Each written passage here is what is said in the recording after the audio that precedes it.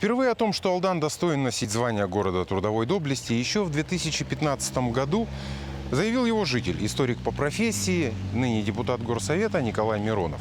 Однако, если окунуться в историю, то нужно честно признать, что Алдан в годы Великой Отечественной войны, во-первых, был единственным промышленным центром Якутии, чья продукция, в основном это золото, шла на нужды обороны, а во-вторых, 3345 алданцев были награждены медалью за добросовестный труд в годы Великой Отечественной войны.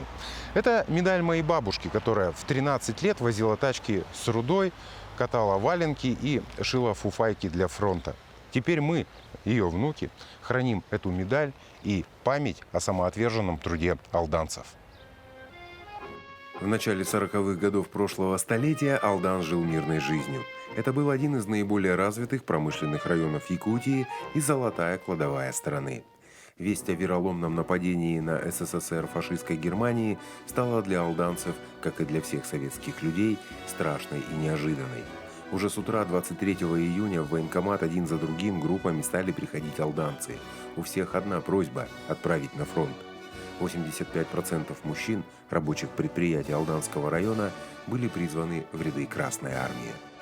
В годы войны из Алданского округа были призваны в действующую армию и на флот 11 740 человек. Алданцы сражались на всех фронтах, участвовали в боях за Берлин. С войны вернулось чуть больше половины. Проблема кадров стала одной из самых острых. Основная нагрузка легла на плечи женщин, стариков и детей. Чтобы крепить оборону, стране нужно было золото. Темпы золотодобычи не должны были снижаться. Золото было главной валютой, на которую можно было приобрести продукты питания, самолеты, танки и многое другое, так необходимое в тылу и на фронте. За время Великой Отечественной войны алданские труженики добыли более 15,5 тонн золота. В то же время здесь добывали четвертую часть хрусталя и 80% слюды флагопита в СССР. Рабочие, оставшиеся на предприятиях, перешли на 10-часовой рабочий день и выполняли план на 270, а то и 320%. В летний период привлекались на добычу золота учащиеся школ и техникума.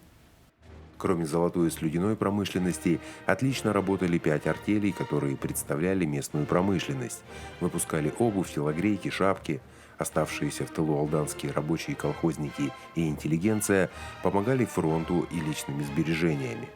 Коллективы рабочих и служащих приисков и города отчисляли ежемесячно 1 трехдневный заработок в фонд обороны.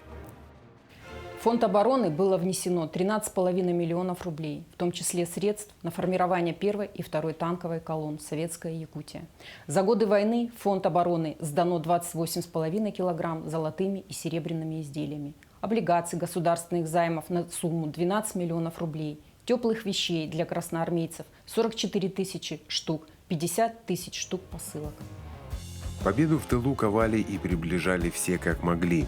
Работали по 10-12 часов. На тяжелых горных работах трудились женщины и подростки по 17-11 лет, детство и юность которых опалила страшная война.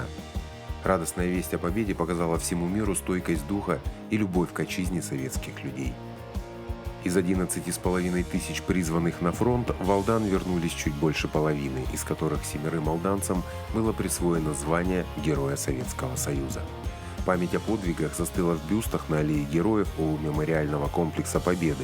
Здесь же увековечена слава труженикам, которые внесли неоценимый вклад в победу над фашизмом.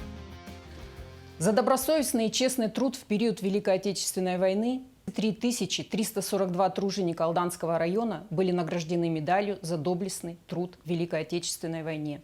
Жители Алдана даже выступили с инициативой придать городу статус трудовой славы.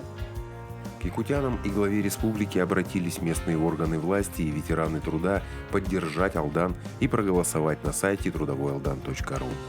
Мы, ветераны тыла, дети войны, простые труженики, просим вас поддержать нашу инициативу по присвоению Алдану звания «Город трудовой доблести».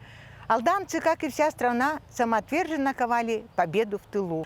Сегодня алданцам как никогда нужна поддержка всей республики, голос каждого якутянина, чтобы первенец промышленности Якутии, город Алдан, получил почетное звание трудовой доблести. Что нам даст присвоение этого звания? Ну, Во-первых, с какой-то такой морально-этической точки зрения, да, вот даже если посмотреть учебники по истории Якутии, посмотреть какие-то научные труды, то вот этот период совсем мало освещен. И вот то голосование, которое сейчас идет, оно, может быть, впервые перед многими жителями Якутии открывает всю правду о том, какой вклад алданцев был в годы Великой Отечественной войны. И я думаю, вот с этой точки зрения, во-первых, действительно для Якутии это важно, поскольку вот правильно Сан Сергеевич говорил о том, что мы, якутяне, одна семья.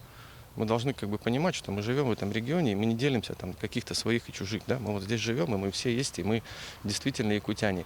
Ну и все-таки сам факт признания, и это какая-то дань уважения тем людям, которые еще живы, которые это все помнят.